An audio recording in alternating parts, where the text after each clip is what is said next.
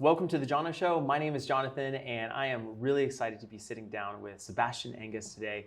Sabastian is someone who I recently met at Grow with Video Live, and I saw him speak, and he delivered his message in such a clear and compelling way that I started researching him a little bit more and was really inspired by what he did over at the Fenix Consulting Group. And so, Sabastian, thank you so much for stopping in, coming in here, doing this in person.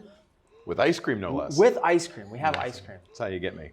From a little awesome little family shop here in town. So thank you. I appreciate you coming in, of course, and doing this and kind of sharing your story and just some of the wisdom you have.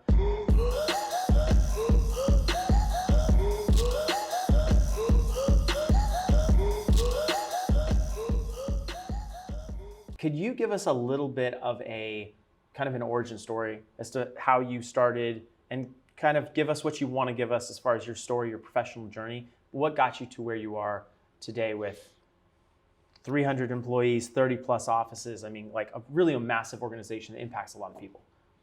Yeah, well, I think we're going to get into this some today, but my origin story starts in pain. We're coming out of dubbed the Great Recession, the real estate bust. And a lot of great businesses got started right after that as everyone was trying to figure out what they were going to do next. And I was in a season where a lot of people asking me for work or how they should get a job. And they were hearing things like, I'm applying, and no matter where I apply, everybody's saying, hey, we're looking for people with experience. And like, well, how am I supposed to get experience if nobody will hire me? And so I started a business really with that idea in mind. How do we educate people, mobilize, train, and equip people for the real world and get them ready to join the job force as either as an entrepreneur or to go work for a big company. And so that was kind of how we started. I got really lucky. My first client was AT&T, which now looking back, I realized how fortunate I was to have a very stable, large client to start. And that's, that was kind of how we got going. And I look back at it now and people ask, because stats kind of help frame things or create context for people, but I for the most part, haven't thought in that way. We're just doing what we do, continue to execute and grow. And I feel in many ways that I'm underperforming where I want to be. Especially when you start looking at some of the clients I work with, like, okay, well, I'm still very small relative to them, but we're having a good time and growing doing it. And the goal is impact. I want to impact as many lives as I can. And for me, it's not just about providing a paycheck, but providing an education where we develop and grow people. And I think the world we live in right now, we're drowning in information, but starving for wisdom. And so we wanted to create a place where people can come in and learn how to think more than what to think, right? Where you're giving people the tools to start to understand how to confront the daily issues in their life, how to make better decisions, how to look at the world in a way that will help them get better and the people around them get better. And so that's really core to who we are. And then obviously we solve that in the context of helping big companies grow. So when you say helping big companies grow and then giving the people the tools they need to kind of handle these different decisions that they're making, what does that look like practically? Like, what are you educating a secretary on how to complete his or her job better to everyone? So we pay almost, and I don't know many companies that can say this, almost 20% of our payroll, it varies a little bit, 15-20% of our payroll cost is in education daily. Oh, wow. It translates weekly, but so we're heavily vested in the development and growth of our people. As a model, my goal is to create a new socioeconomic model, and we're far from where I want it to be, but we're teasing it out and it's getting better and better, where we teach people, we grow and develop people while employing them.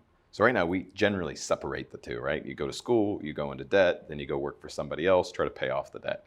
This idea is that we integrate the learning in such a way in which we're learning just-in-time information. So it's information that you can be taught and then immediately apply, so it sticks. Unfortunately, much of what we teach in school is at best theoretical because there's nowhere to apply it. And then by the time you can apply it, you've forgotten most of it, right? So it's just, the system is archaic. It worked for a season, it doesn't work very well anymore. So our goal is to create a system where we teach you things that you don't have to just take our word for it. You can apply it and go, oh, this does work, right? And begin to integrate this into your life. And so everyone, doesn't matter what position you are in the company, is trained and developed, and it's not just in your particular profession. It's full.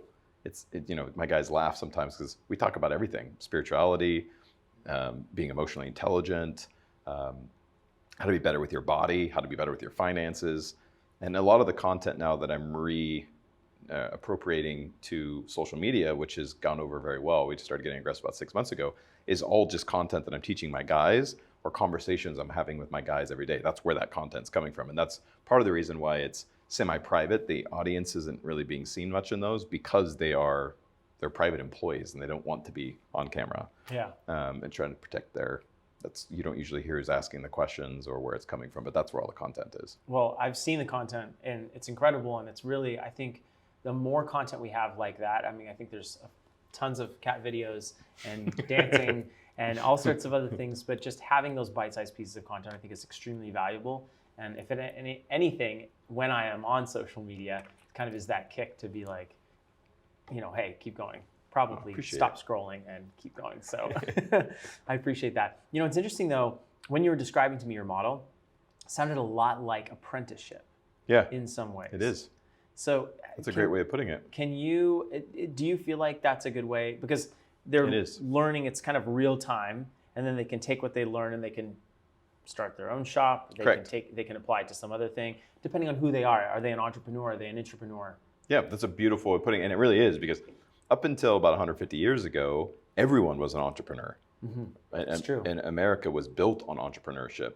And I'm not necessarily against big businesses, but it's hard to develop and grow people at scale at that level. Not impossible. I think there's ways to solve for it, but it's difficult. Mm-hmm. So it really is more of an apprentice model. And one of the kind of first principles, organizing principles of business, is get advice from people who are where you want to be. Mm-hmm. Get coaching and development from people who are where you want to be. That seems so basic, but so often missed. Like, we're getting advice from the wrong people. Mm-hmm. And not all advice is created equal. So yeah, and our model does work that way. Once somebody goes through the program, we open up or we fund a brand new business, and they'll take over a client in a particular market, but it's their business. I don't own the business at that point.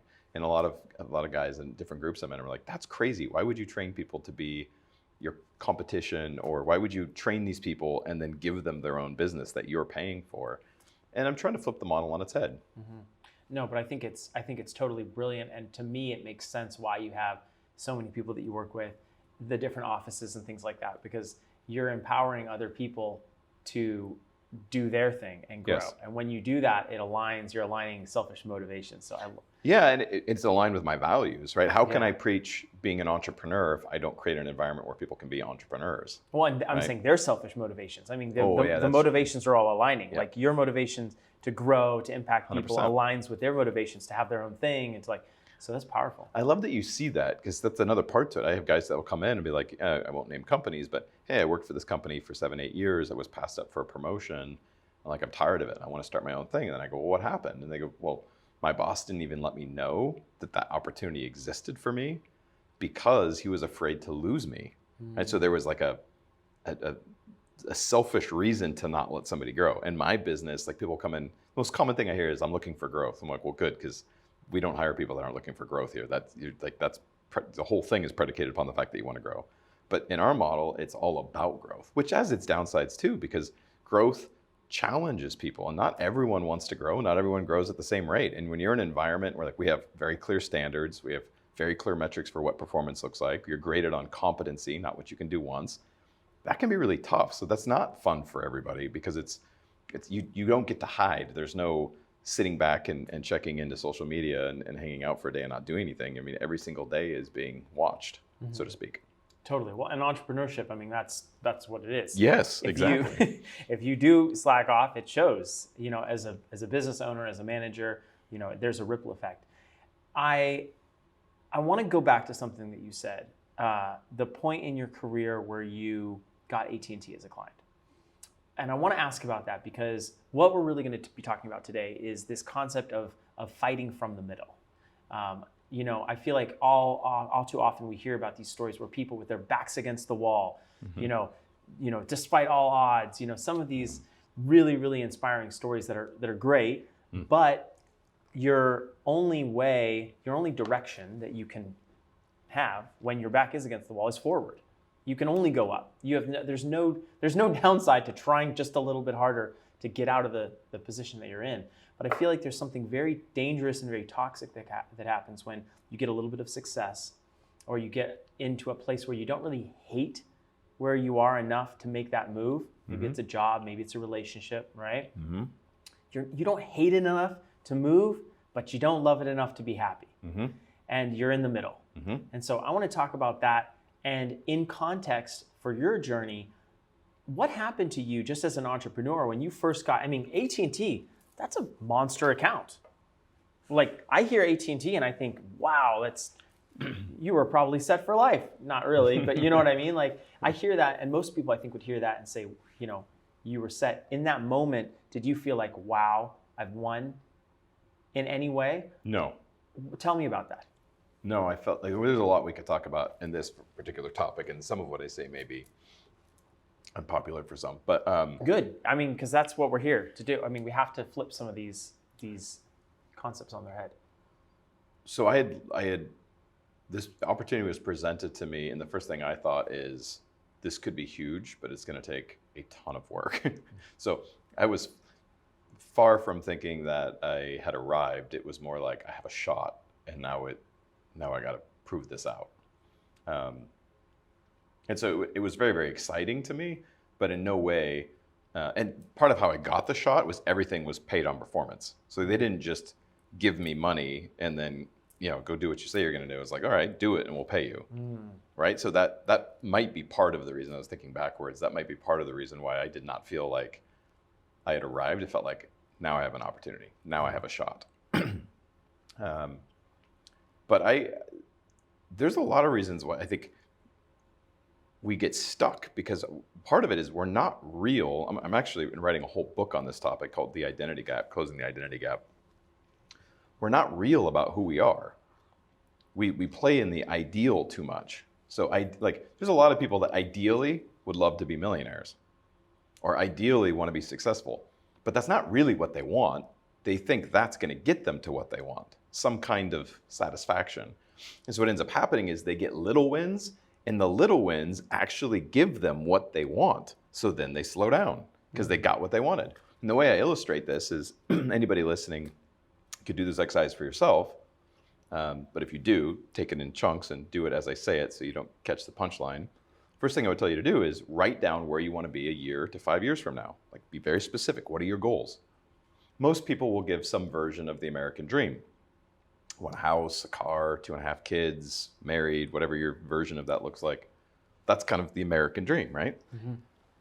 And some will have, I want to own my own business, blah, blah, blah, whatever it is, but they have these goals that are set in front of them, and they usually doesn't take too long to answer that. So, okay, that's number one. Okay.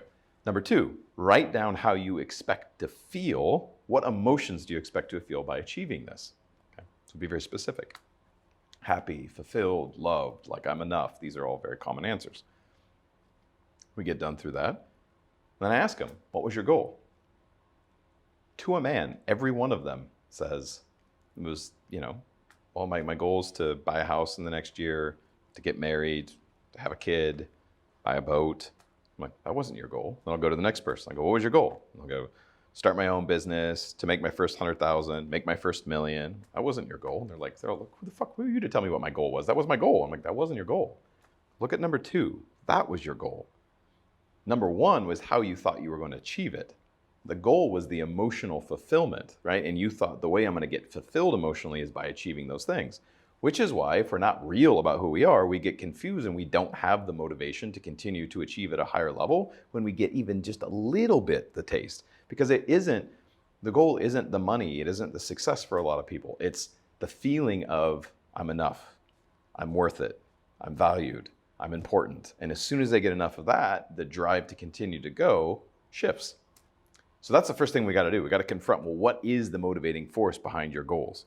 You see this classically I teach a lot of we'll call them young adults. To me, they're kids, but young adults, 21 to 25 age group, right? And we'll laugh about it together. We're like, what happens when a guy is single and he doesn't want to be? What does he do? And they'll all say things like, he starts working out, perfect. Starts getting serious about his career, cares about his car, makes sure his car is always clean, make sure he smells right, make sure he looks right, talks a big game, maybe gets serious about his finances. I'm like, perfect, okay. And then what happens? Somewhere on the spectrum between I want to get laid to I want to get married, wherever you fall on that spectrum at that time in your life, what happens as soon as you get that? And then everybody starts laughing because they realize, well, I stopped working out. I stopped caring about my car. My career takes second to my woman, or whatever your situation is, right? Okay. Well, what was the goal? It wasn't any of those things. You were doing those things. For the goal was, I want to get laid or I want to get married, somewhere in that spectrum. The behavior is, I have to do these things in order to get that. As soon as I get that, I no longer have the motivation to do those things. And young men will do this into their 30s in this pattern. And we can all think about people in our lives who go through this pattern in their life where it's like, collapse. And it's because the need gets met. As long as it's met, and whatever level it is, whatever was driving the behavior drops off. Does it make sense? 100%. That's really profound, because I feel like that cycle is what could be causing a lot of people to be dissatisfied for where they're at in life, because they're not going through life in stages. They're going through life in these cycles. 100%. And there's no awareness. 100%. And then you get into later life. That's, like not late life, but like your late 30s, early 40s, and maybe you ended up achieving everything that you thought you were going to. And I coach a lot of those guys, and men and women, and they'll say, I have the house, I have the car, I have the family. I'm not fulfilled. Mm-hmm. I'm not happy. Like, something isn't working. Mm-hmm. I'm like, yeah, bro, because you borrowed the American dream and it was never yours, mm-hmm. right? You thought if I did these things, I would be happy, instead of doing the inner work of figuring out, what do you want, right? And it's the lazy way of doing it is to just take somebody else's ideals and go, okay, I'll just do that. Mm-hmm. Which is why we have so many people get in their midlife and they're like, wait a minute, I did everything I was told I was supposed to and it didn't work out for me. Mm-hmm. Well, yeah, because nobody owns your life but you, and the Calvary isn't coming. You are the Calvary in your life. Yeah. And then they want to do the work. I'm like, great, let's do it. I almost feel like there's another version of this that while you're speaking, I just couldn't help but think. And that is, so my parents homeschooled 4 of us, mm-hmm. right? And my mom, I love you if you're going to watch this. But my mom spent so much time on us, working with us, homeschooling us, investing into our education and our, emotional awareness and all this stuff, right? Incredible. But I think she did it to the detriment of herself. Mm. And so we kind of all flew the nest at certain points in our lives, right? I'm the oldest. My youngest sister's 26 now. Everyone left. And then she kind of was like, I need to, now the second half of my life starts. I need to actually start what I wanted to do almost. Right. Not in a bad way. And she wouldn't even say that as that's her, she regrets anything with us. But it's kind of like this mental shift for her now. She wants to do the things that she really feels like she was called to do. She's very entrepreneurial. She's very, whatever. And for anyone listening to this right now, if they are in their older years, I think there might be this lie, and I'm wondering what your take is on this, that they have to stop doing something to have the kids, or they're going to work out really hard until they get to somewhere, until they're able to do that thing that they really want, instead of trying to find a way to loop and journey that thing, that entrepreneurial drive, that whatever it is, right, along the process. Yep. Does that resonate at all with what you see? Yeah, I mean, we say we got to avoid the sucker's choices, right? Sucker's choices, it's either one or the other. And a lot of times we do that in life, where we think we have to choose one or the other. There are times when you do, and there is an inherent opportunity cost in everything. If you're doing one thing, you're not doing another. So the sucker's choice, just so to be clear, sucker's choice is you have to choose one, A or B. Right. In other words, I can't do both. And there are times in life where that's legit, right? You can't do both things. But there are lots of times in our life where you can. You're just choosing not to for some reason. And that's part of what we teach as an entrepreneur. Success is a lifestyle. It isn't a cute 9 to 5, I put on a hat, now I'm successful and I take it off. Or entrepreneurship isn't a 9 to 5 thing. It's a way of looking at your world. It's a lifestyle. And the reason that matters is because as an employee, you could take a week off and you got paid vacation, and it's like, all right, great. And your employer has already built the company in such a way in which that's possible, which how much value you bring, right? If you can mitigate your downside by having you be away or not there at all. As an entrepreneur, you don't generally get those luxuries early in the game, right? Where it's like, if you're away from your business is going to suffer until you learn how to have your business until you learn how to have a business run itself, or you don't have to be in your business every day. But the sucker's choice would be like, well, I can't take a vacation because if I take a vacation, then my business is going to hurt. Or when I'm on vacation, then it doesn't matter what happens in my business. And I see people make both of those mistakes. It's like, no, it's not a sucker's choice. It's both. You get your work done and you have fun. Do people do that with themselves? All the time. Their personalities? All the time. Talk to me about that. They believe it has to be one way or the other. And I think that happens in academia, where like we learn these lessons in school, where we think failure is on one side, success is on the other, and we're trying to avoid failure and we're trying to move towards success. And it frames things in a dualistic way that keeps people thinking either or versus and. And again, not everything is an and. This is not how life works, but exploring the and we talk about that a lot, explore the and. In fact, one of our students who now runs his own business in New Orleans, he started his company and he named it And Co. And I love it because I know exactly what it means. It's, he's exploring the and. How do we integrate life? But as a premise, we always do what we value most. I say that, and there's people who get frustrated in large groups of people. I love saying it in large groups of people because undoubtedly there's a certain percentage of the people that go, bullshit, I don't do what I love, or I don't do what I value most. And in fact, if you explore this, you'll begin to realize, I do. Doesn't mean you enjoy what you're doing, but you're doing it because you value it most. I had one woman stand up and go, I go to movies with my dad all the time and I don't even like movies, right? Didn't get it, and I just didn't say anything.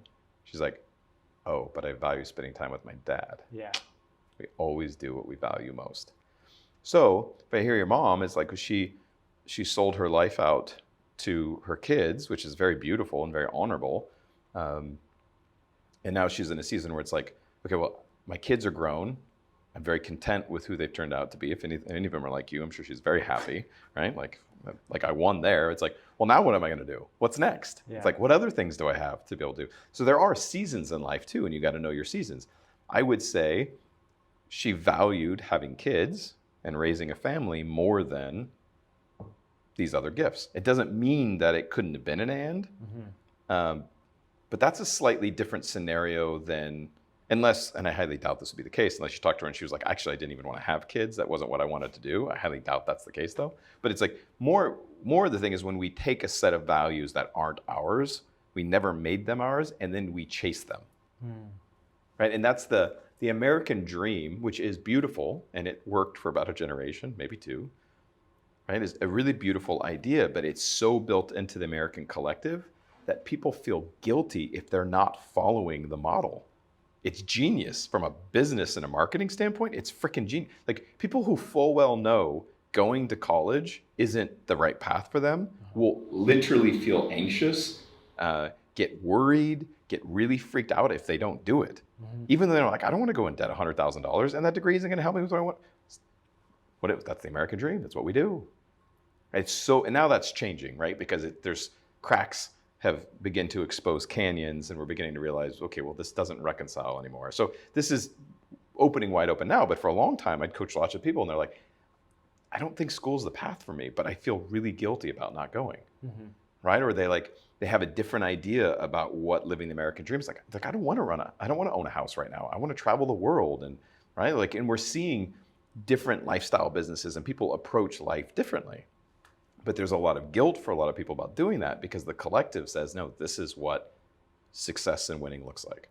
And so that's a set of ideal values that have not integrated yet. And so some people will go, okay, well, fine.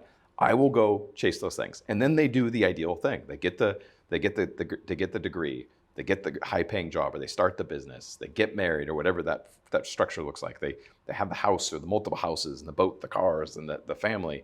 And then they go, wait a minute. Why am I not fulfilled? Why is this not hitting me the way I thought it would? And then the blessing in that is they've been to the very bottom of that, and they know that's not the answer. And sometimes the only way to know, like, kind of pivoting real quick, I'll talk about money isn't always the answer. Or like, if you think that this is going to fulfill you just because you have money, I'm like, well, that's easy for you to say. You have money. I'm like, well, fair enough. So I'm very careful not to, if somebody's motivated by something, like 21-year-old kid comes in the business and he's like, I want to buy a bright green Lamborghini. I'm like, ugh, okay, not a great use of your money. But if that motivates you to grow and to learn, to become the person that you want to be able to buy that car, I'm all about it. So I won't tell the kid that's stupid, because I'd rather him be motivated by something than to sit there and do nothing, right? But in the process of pursuing that Lamborghini, hopefully he'll grow and learn enough to go, you know what? That's not really what I want.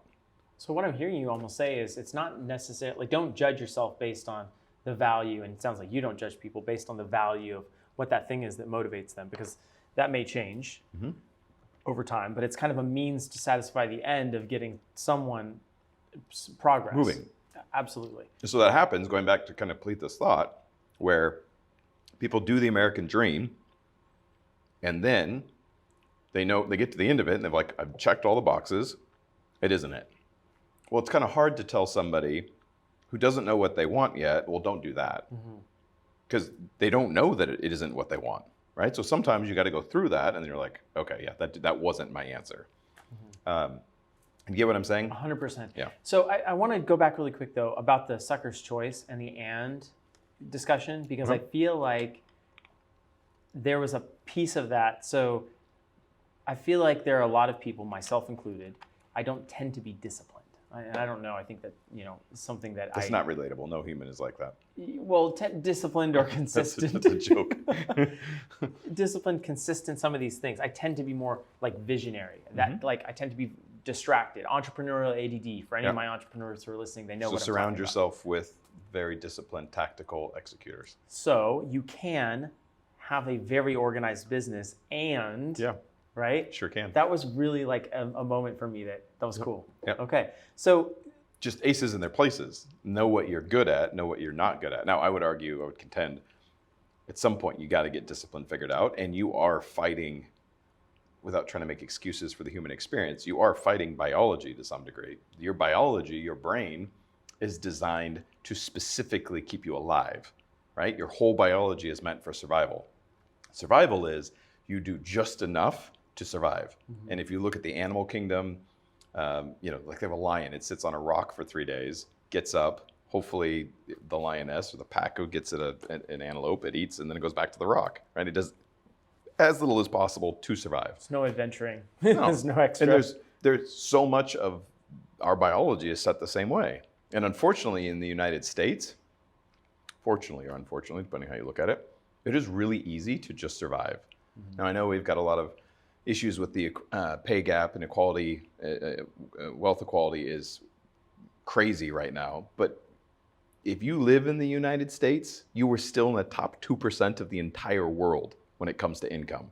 Like, that's a nutty stat to think about, right? Our poor still rock Jordans and have iPhones. So this relative poor is not what I'm talking about. Survival is still very easy here relative to most of the world. Yeah.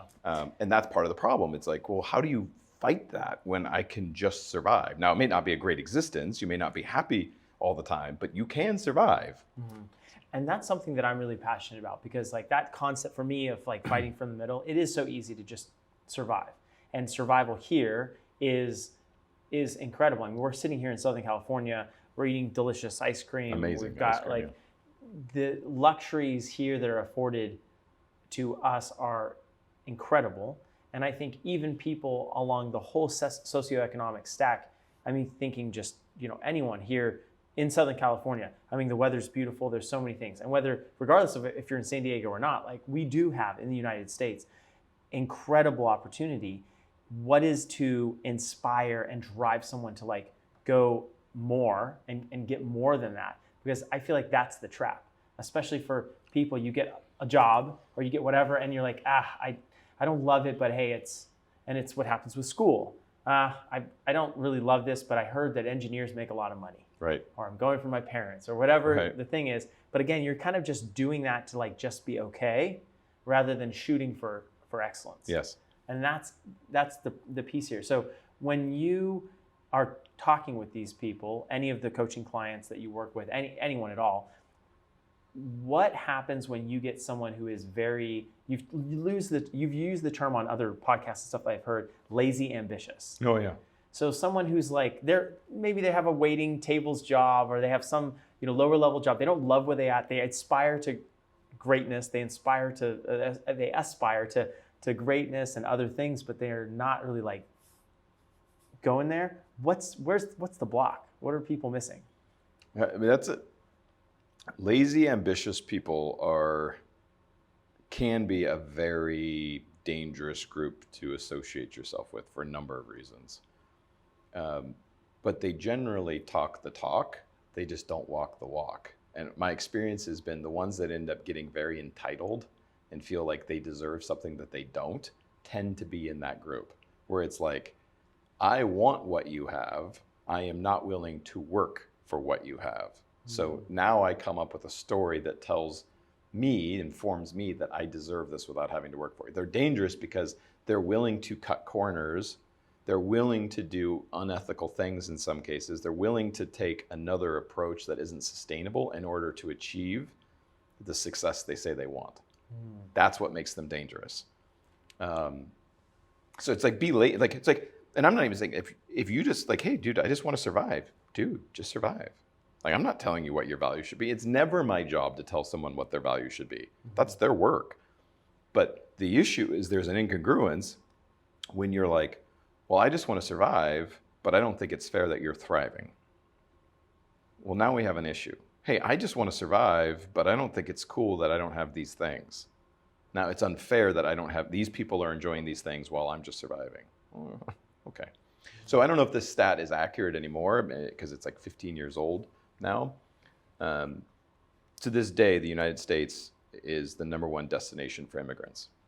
In other words, more people move here to this country than any other country in the world, and for a number of reasons. And that alone should be like, well, if we're all of these things, why do people keep wanting to move here? Why aren't they moving to fill in the blank country? And just the exploration of those answers will tell you a lot about the world, about other countries. But in that, the segment of the population that was the fastest rising group of millionaires was immigrants.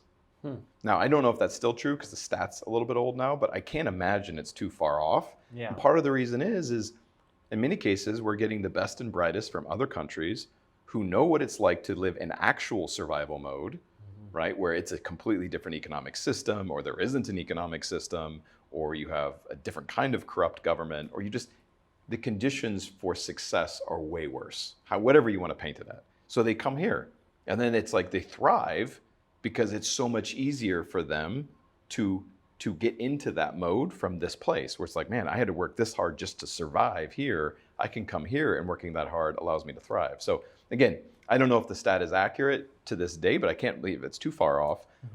They tend to do very well because they have a different frame of reference. Whereas if you grew up here, many generations grew up here, if you study history at all, entitlement is a very real thing the more affluent a country becomes. They lose perspective. And when you lose perspective, it starts changing the way you look at things. And then you start to think you deserve things, or you're entitled to things that you're really not. So how would you, I think humans struggle with being objective about themselves. Very much so, yeah. So how would you tell if you're in this lazy, ambitious group? What are some kind of markers that you're like, ooh, maybe I need to check myself? Yeah, my favorite question to ask is when somebody tells me what they are. First of all, if anybody, that's a clue right off the bat, when somebody feels like they need to tell me who they are, right? So for instance, I grew up in a Christian construct, so I'll pick on the Christians here very quickly. If somebody walks up to me and they go, hey, I'm a Christian businessman, my first response is, hey, thanks for the warning, right? Like, if you don't need to tell me that if that's who you are, right? The fact that you need to feel like you need to proclaim to me what you think you are already tells me something about you. So when somebody starts to share who they think they are to me, the question I'll always ask is, how would I know that? And I'll say it quietly. How would I know that? And if they don't get the question, I go, what about your life tells me that's true? I'm really, really passionate about fitness, and they're grossly overweight and clearly not healthy. How would I know that you're passionate about fitness? Right? It's like, or would you think about like somebody who you want to get in really good shape? And like this happened to me. I was in my early 20s, and a guy came into one of my stores, was at the time, and he was shredded. And we're still friends to this day. His name's Marcel. If he's listening to this, he knows the story. But he was just shredded. He was a defensive back for the Ravens, won a title with USC. And I was like, dude, I want your body. Like, so I started laughing. Not that, how did you get this? And he goes, oh, I'm actually a trainer. And I'm like, can I hire you? Well, why? I didn't have any concern that he didn't know how to get it because he had it. You know what I mean? Yeah. So it's like, okay, well, take me through whatever. Yeah, whatever you did, like, do that. So that's, for me, it's like somebody, if you want to tell me you're passionate about fitness, okay, how would I know that? You're passionate about business. You want to run your own business. How would I know that? So generally in coaching, the goal is to make as little statements as possible and ask a lot of questions, because your goal is to get them to become aware. Statements are easier to defend, or they'll go into defense mode. Just ask questions. Well, if that's true, how would I know that? You're a Christian businessman. How would I know that? What about your life would tell me that's true? Right? You're a good dad. You're a good father. You're a good husband. How would I know that? There's actually a saying in the Bible that is something to the effect of, you will know them by their works. Yes. There is, without getting into any theological discussions here. We certainly could. I have a degree in biblical studies. No way. Yeah. That's cool. My dad does also, and we grew up in a very, oh, amazing. I can tell. Amazing. Yeah. That's interesting though, because I feel like we don't question the beliefs we have. No, more often than not. Like we don't, and those are sometimes the beliefs that create the foundation for these assumptions that we make on the world, the values that we ascribe to things. 100%. And so then we end up introducing ourselves as Christian businessmen. Right. Whereas instead of looking at the pattern, the growth. So then when someone says that, someone maybe that you're working with, and you see an incongruency between the two, how do you get through? Because they've developed a belief and a premise about themselves that defines their identity. Right. In some ways, you have to kind of unwork that. Yep. And in this plane of existence, I would contend everything is a question of identity. Right? Like if you remember, you got chapter 4 of the first 3 Gospels, the 40 days in the desert. Right? Well, Christ fasted for 40 days. Didn't have anything to eat or drink. Satan tempts him, whatever your thought of Satan is, but whatever. He's tempted. All 3 temptations were a temptation of identity.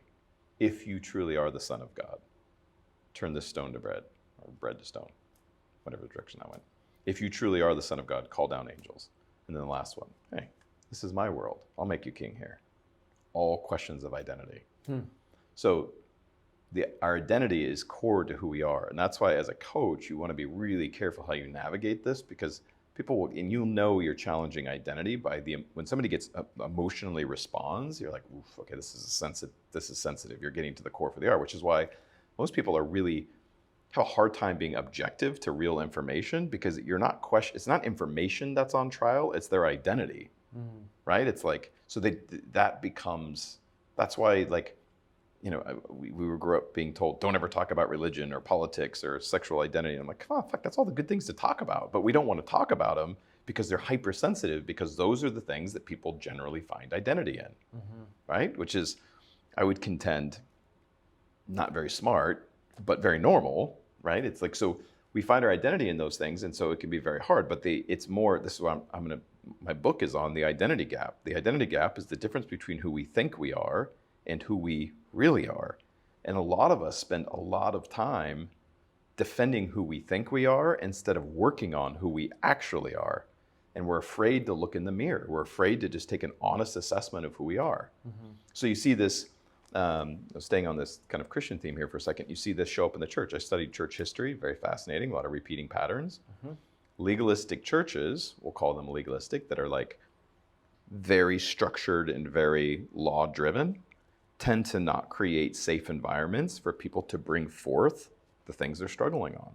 So what ends up happening is everything gets buried, and then suddenly the worship leader is sleeping with the pastor's daughter, and everyone's going, oh my God, how did this happen? And we're like, well, because there wasn't a safe place I hate the phrase safe place, but there wasn't a effective place was an environment. There's no environment because I'm so concerned about presenting myself as this perfect vessel that I cannot show any kind of weakness or temptation. Yeah. And that's just not the human experience. Yeah. Right? And then you go too far the other way, we could call that greasy grace within the Christian church, which you have like, oh, it's okay, brother. Everything's good. Whatever you want to be, whatever you want to do, which is air to the other side, right? Where we got to create a place where people can be honest, real, and authentic about who they are and bring their stuff to the surface so that we can deal with it. And that's all humans. Anybody wants to tell you they're, hopefully we're past this, but if anyone wants to tell you they're perfect, we already know they're lying. It's not part of the human experience.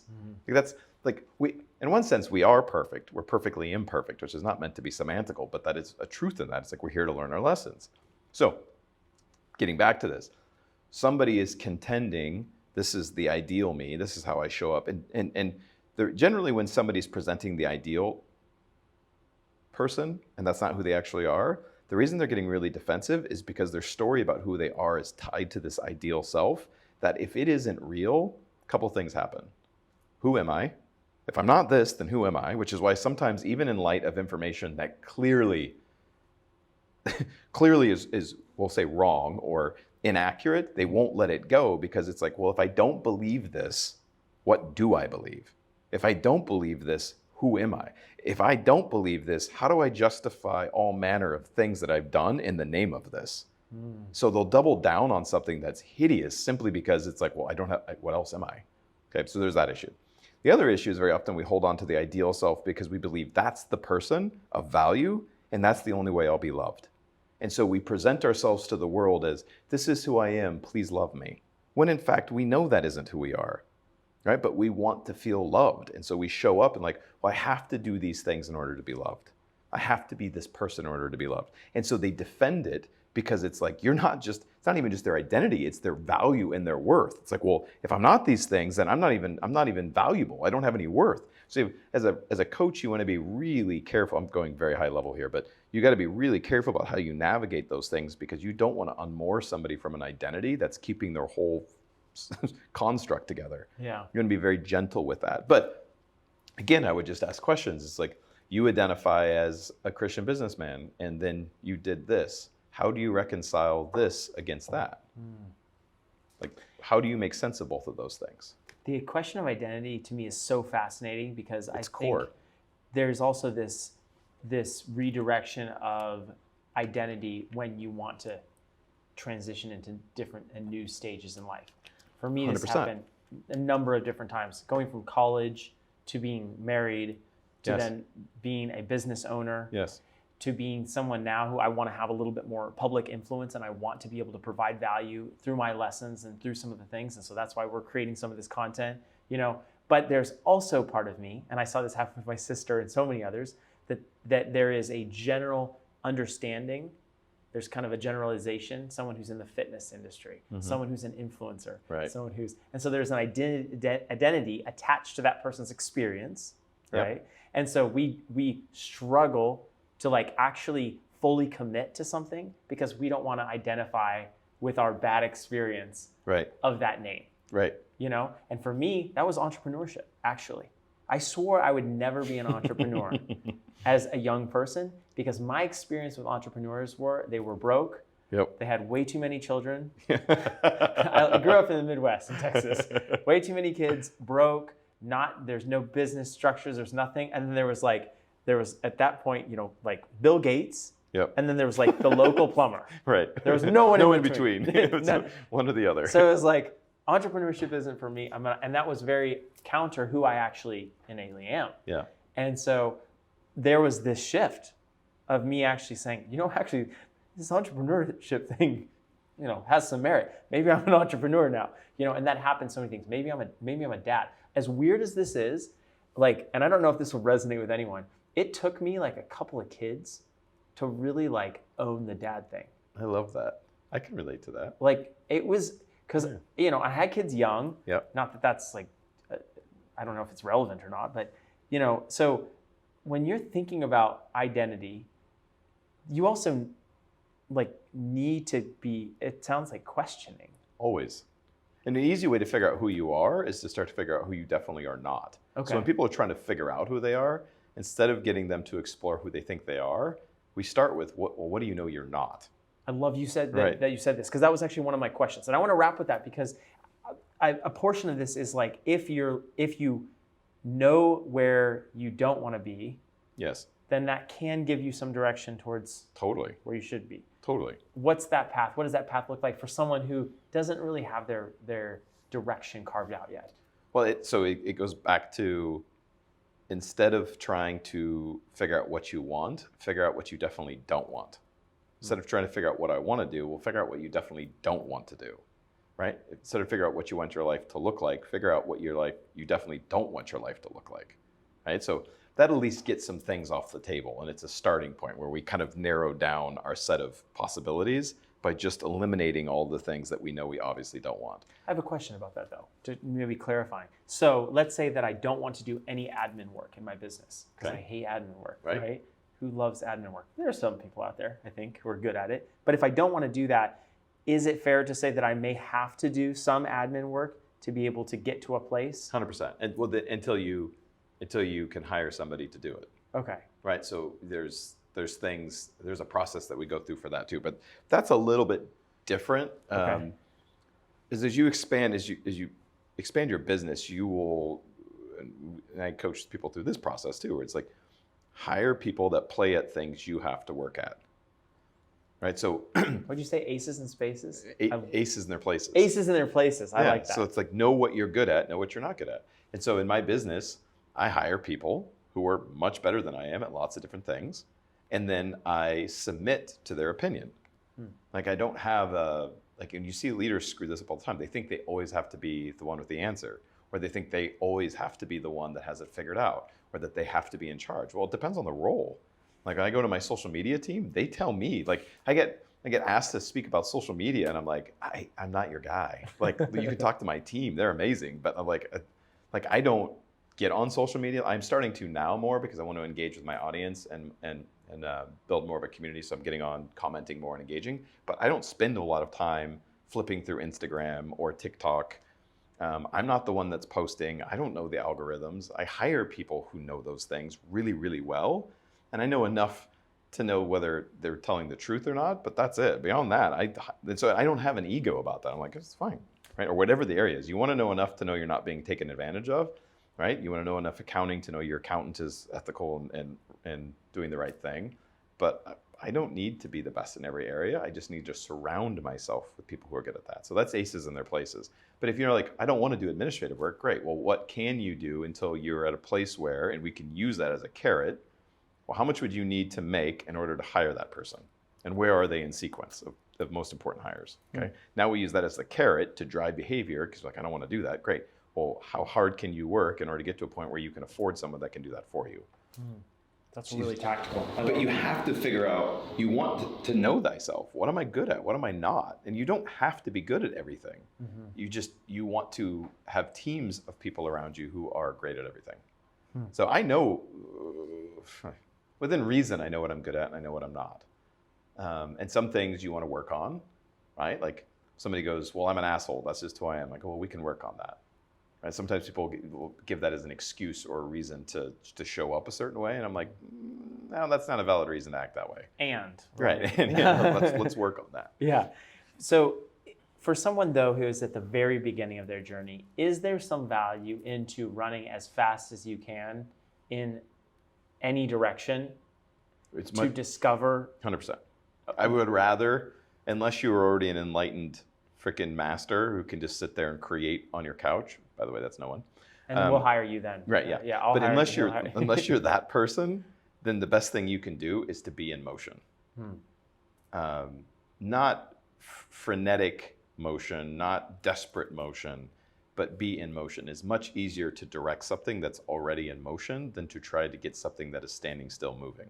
Steering a parked car is a very hard to do. Very hard, yeah. Steering a parked car. It's a great way of saying that. So yeah, you know, like when you're young, you don't necessarily know what you're good at, and you don't even know what you're passionate about. That drives me nuts how often that advice is told. Follow your passions.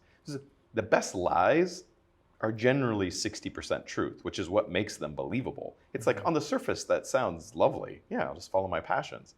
And it's like, how many people have a dusty guitar in their closet because they were following their passion. Rollerblades they used twice because they're following their passion. It's not Dusty camera. dusty camera Because they wanted to be a creator or something. Yeah. There's just so many things. Like, it's not follow your passion, it's follow your effort, especially early in life. It turns out, within reason, to be fair, I've seen a few counterexamples of this, but there's exceptions to about every general rule. But with a few exceptions, it turns out we tend to get passionate about things we're good at.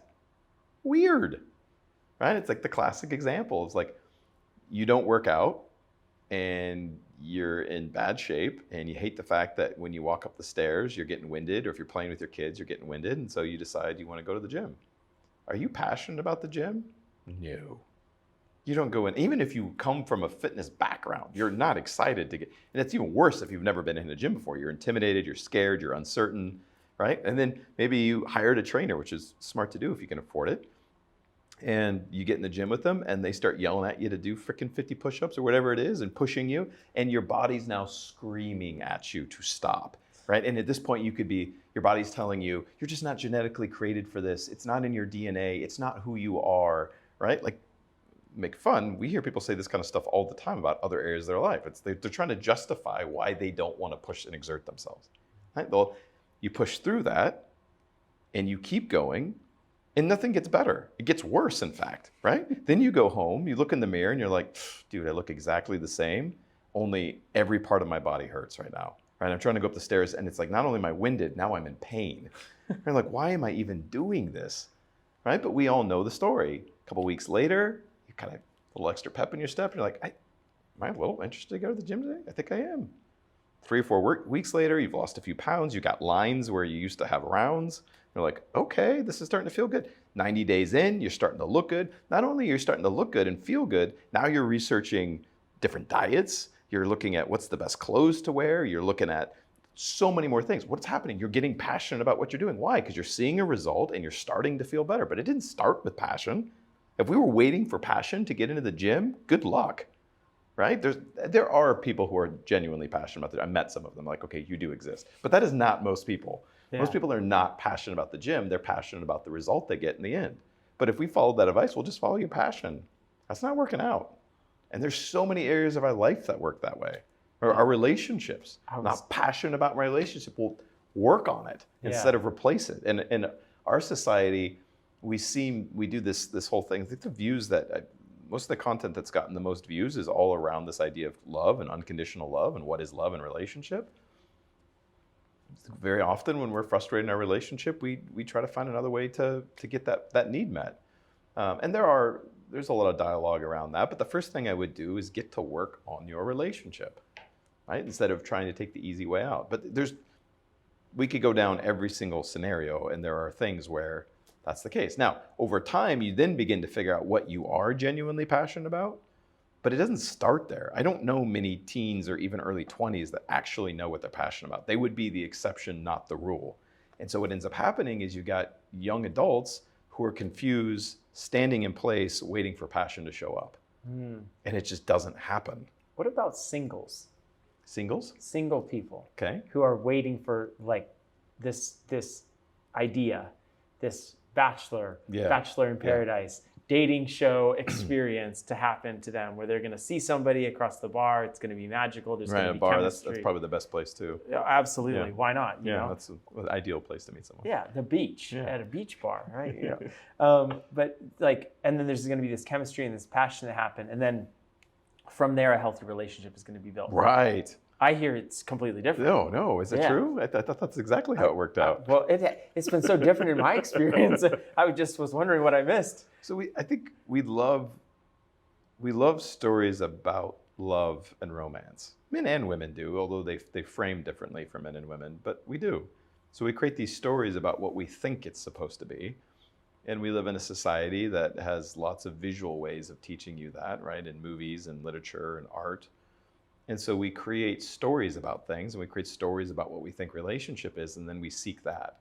And then I talked about this. It's like a lot of what people think love is a biochemical reaction in your brain that is not unlike a lot of other drugs.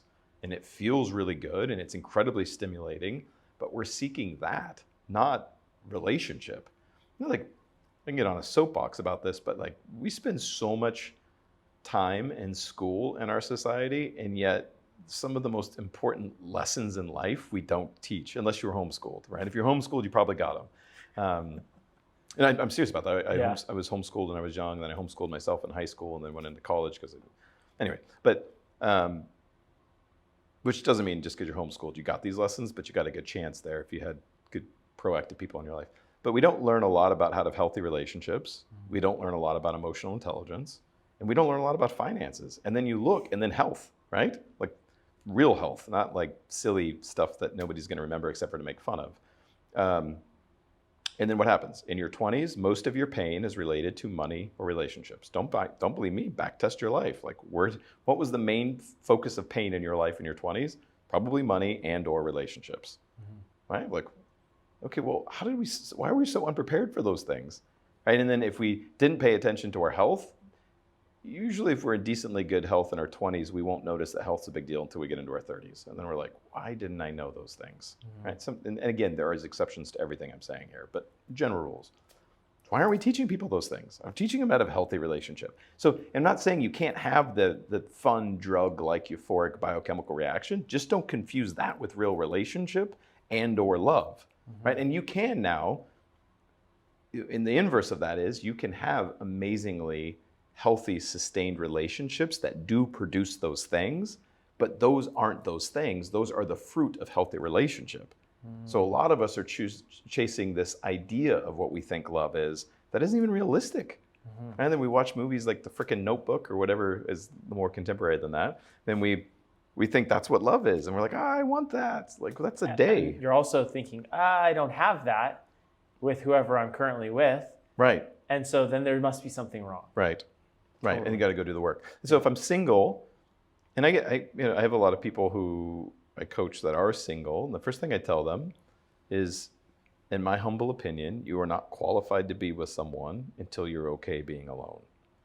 So that's the first thing. And you back test this. How many people have you seen that just about the time they got content being single there, and then bam, right? Relationship shows up in there, sometimes better for worse, but that's it. So first release that need, which I get it. It's an innate human need to want to be coupled or to be in relationship one way or the other. And nobody wants to be lonely, but do the inner work of figuring out what's going on in you and resolve within yourself. Be what you want in the world. Be what you want in a partner. Work on yourself. Only two whole people can make a whole relationship. And a lot of us are coming at relationship broken and thinking two broken parts are going to make a whole relationship. And again, we see where that goes. Yeah, totally. We could totally have a whole nother podcast just on that. And I mean, that would be actually pretty fascinating. But my takeaways and what I'm hearing is, and you didn't directly say this, but maybe follow your aptitudes rather than your passions. 100%, yeah. Because the passions will kind of follow the aptitude turning into skill. Yeah, well said. And I agree. It's like, if you don't have any, I mean, again, when you're young, you may not even know what you're good at or what your aptitudes are. Yeah. For sure. Right. So maybe like you're clearly, you might be very passionate about basketball, but you're 5'2". Well, that may not be a good investment of your long-term energy because that's probably not. I mean, there are exceptions, right? Muggsy Bogues. That was me. I'm 5'9", and I looked at every single one of those guys as confirmation that I could make it in the league, and that just I had to give up on that. but I would say that's a good way of saying that. Identify what your aptitudes are. Start there. Like, what are my natural strengths and inclinations? What am I have a natural skill set for?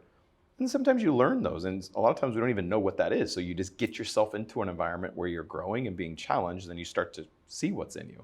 But yeah, definitely. Cool. I love that. Well, Sabastian, thank you so much for coming down and just sharing with us your wisdom, your experiences. This has been really fascinating for me. I've enjoyed it. I hope everyone else is enjoying it. And if people want to go check out what you do with Fenix Consulting Group, or they want to connect with you personally, what's the best place for them to do that? At Sabastian Edges on whatever platform they use. It's the same on all of them. I'm not as active on all of them. I think the easiest place to get a hold of me is on Instagram or TikTok right now because I'm most active there. Awesome. And Enges is Enges. ES. Yep. Okay, perfect. For anyone who's listening on podcasts, awesome. Not to be confused with steak. Fair. A lot of people confuse that, yeah. Fair. No steak. No steak. Enges. ENG. Yes. Beautiful. Awesome. Sebastian, thanks so much. Appreciate you, brother.